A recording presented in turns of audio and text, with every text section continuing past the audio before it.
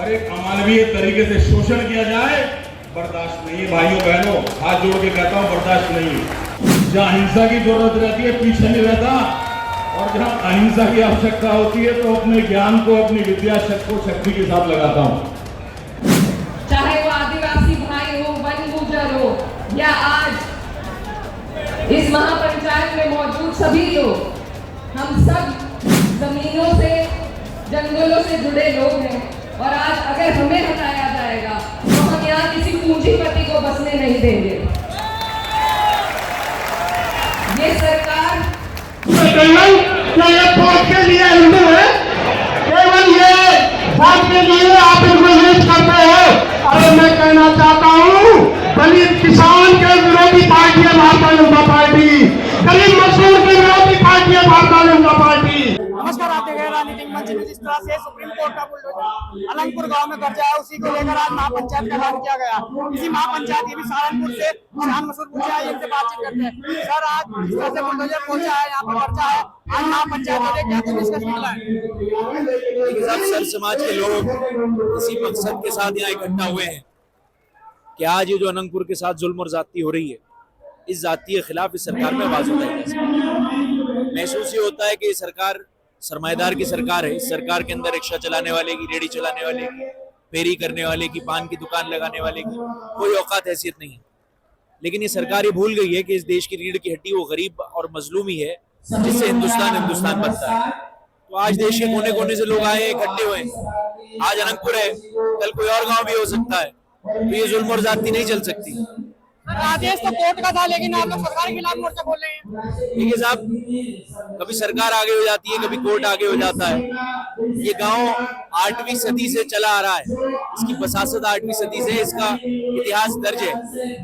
जो forest act की बात करी जा रही है, मैं समझता हूँ कि कोर्ट के अंदर गांव का पक्ष सही से नहीं रखने दिया गया। कोर्ट को दोबारा इसके ऊपर विचार करना चाहिए कि आखिर क्या हो रहा है और किस तरह गाँव के उन लोगों की, जो हजारों लोग इस गाँव में बसे हुए हैं, उनकी जान, उनका माल, उनकी जमीन, उनके घर कैसे बचेंगे। लगभग 1400 साल पुराना गांव है ये, और एकदम से प्रशासन का बुलडोजर करेक्शन एकदम से जमीन पे जो पहले निर्माण हुए थे, क्या उनकी जांच नहीं हो पाई थी? नहीं दिया मुझे। एकदम से कोर्ट का आदेश आना, जब ये यहाँ पर मकान बने थे, इनके नक्शे बने होंगे, कॉलोनी कॉलोनी गई होगी, तब प्रशासन ने कोई कार्रवाई नहीं की। मैं वही कह रहा हूँ साहब आपसे, इस कानून के पीछे सरकार क्या साजिश कर रही है। कभी शरावली को, किसी बड़े सुरमाएदार को, किसी बड़े अंबानी अडानी जैसी कंपनी को, इन गरीबों को निकाल कर दे दे, ये पता भी नहीं चलेगा। इसके पीछे बहुत बड़ी साजिश है, आप देखिएगा वो निकल कर आएगी सामने। समाज कह रहा है कि सिर्फ गुर्जर समाज को टारगेट किया जा रहा है। सर, समाज का मामला है, किसी एक व्यक्ति विशेष या किसी एक जाति का मामला नहीं रहा है। इंसानियत सबसे पहले है। मैं समझता हूँ कि सिर्फ समाज का मामला है अभी। अगर आज यहाँ पर फैसला नहीं आ पाया तो अगला कदम क्या होगा? लोकतंत्र की यही खूबसूरती है कि लोकतंत्र के अंदर आंदोलन करने की इजाजत है। जब तक इंसाफ नहीं मिलेगा तब तक आंदोलन करा जाएगा। मैडम, आज पंचायत के बीच पहुंची हैं और जिस तरह से पूरे समाज के मकान ढाए जा रहे हैं, किस तरह से? बहुत अफसोस की बात है। ये बहुत पुराना गांव है और सदियों से हमारे बड़े बुजुर्ग यहाँ रहते आए हैं। उन्होंने अपने खून पसीने से जमीन को सींचा है। आज उन्हें उजाड़ने का जो आदेश आया है वो इंसानियत से परे है, और इन लोगों के दुख में इनके साथ खड़े होने, इनकी आवाज बनने के लिए हम लोग यहाँ आए। मैडम, आदेश तो सुप्रीम कोर्ट था, लेकिन सरकार के खिलाफ आप लोग मोर्चा खोल रहे हैं। सरकार के खिलाफ कोई मोर्चा नहीं है, लेकिन सरकारें हैं वो जनता को बसाने के लिए, उन्हें उजाड़ने के लिए नहीं है। सरकारें चाहे तो वो यहाँ के लोगों के लिए एक प्लान दे सकते हैं। यहाँ के लोगों की जवाबदेही तो उन्हीं से तय की जाएगी। इसलिए सब सरकार को कह रहे हैं, और सरकारों का फर्ज है कि जब लोग इतनी तादाद में अपने दुख में इकट्ठा हो तो उनकी सुनवाई हो और उनको बसाने का काम किया जाए। मैडम, अगर इस पंचायत के अंदर निष्कर्ष नहीं निकला तो अगला कदम क्या रहेगा? जो भी यहाँ समाज के लोग मौजूद हैं, हम उनके साथ खड़े हैं। जो भी यहाँ के लोग फैसला लेंगे उसमें हम सब लोग हर तरीके से उनके साथ हैं। इसी बीच राकेश टिकैत जी हैं। सर, आप तो धरने पर जहाँ बैठ जाते हैं वहाँ निष्कर्ष निकलता है, लेकिन आप लोग यहाँ धरने पर अभी तक निष्कर्ष नहीं निकल रहा है। यहाँ का निर्णय कमेटी है यहाँ की, और दिल्ली भी नजदीक है। कोर्ट क्या कहता है, फॉरेस्ट लैंड के बारे में कोर्ट का क्या वो है, इन सब चीजों पे निर्णय होगा, ठीक है। और जो कमेटी निर्णय लेंगे हम उसके साथ हैं। बुलडोजर जो है अब हर जगह गरज रहा है, कहीं गरीबों पर गरज रहा है, कहीं अमीरों पर गरज रहा है। अगर लोग सचेत नहीं होंगे तो ये पूरे देश में चलेगा। अगर आज निष्कर्ष नहीं निकला तो अगला कदम क्या होगा किसान? अभी कमेटी है यहाँ पे, वो जो फैसला लेगी हम सब साथ। तो ये थे तमाम नेता जिन्होंने अपने तमाम मुद्दों पर बागी सड़क के खिलाफ। नमस्कार। करना, मेरी बात का बुरा ना माने। मैंने कल अपना एक स्टेटमेंट फेसबुक पर डाला था और उसमें मैंने कहा था कि इंडियन फॉरेस्ट एक्ट अंग्रेजों ने, जब अंग्रेजों की हुकूमत हिंदुस्तान पर थी, भारतवर्ष गुलाम था, 1865 1865 में से 150 साल पहले बनाया था और इस नियत से बनाया था कि भारतीयों का शोषण हो सके और यहाँ के फॉरेस्ट सोर्सेज का दोहन हो सके।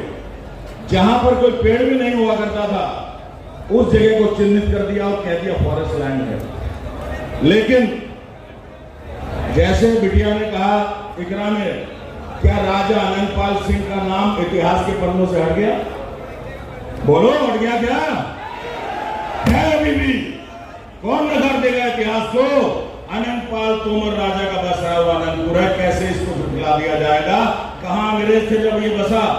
कि आपके बीच में मंच पर उपस्थित तमाम दिग्गज लोग, खास तौर पर हरियाणा के किसानों की, मजलूमों की एक ऐसी बुलंद आवाज जो जब संसद में हरियाणा के लिए लड़ती है तो हर एक मजबूर हो जाता है उनकी बात सुनने के लिए। दीपेंद्र हुड्डा जी मेरे साथ हमारे पश्चिम उत्तर प्रदेश से हर पंचायत में पहुंचकर उसका निष्कर्ष निकालने में सबसे अहम भूमिका निभाने वाले हमारे आदरणीय बाबा राकेश टिकैत जी मेरे साथ अभी मुझसे पहले बोल रहे थे।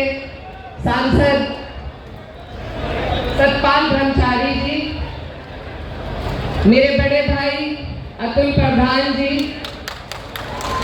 और यहाँ पर तमाम जितने भी लोग हैं, मैं सबका नाम नहीं ले सकती, माफी चाहूंगी, पर सभी का मैं दिल की गहराई से धन्यवाद देना चाहती हूँ। ये वोट के लिए हिंदू है, केवल ये वोट के लिए आप इनको यूज करते हो। अरे मैं कहना चाहता हूँ, दलित किसान के विरोधी पार्टी है भारतीय जनता पार्टी, गरीब मजदूर की विरोधी पार्टी है भारतीय जनता पार्टी। और यदि जाट गुर्जर दलित सब समाज की बात की जाए तो गुर्जर समाज की सबसे बड़ी विरोधी है भारतीय जनता पार्टी। मुझे कहने में कोई दिक्कत नहीं है, इन्होंने हमारा इतिहास नहीं छोड़ा, इन्होंने हमारा आरक्षण नहीं छोड़ा और हमारे मकानों को नहीं छोड़ रहे। यदि लड़ोगे नहीं तो कुछ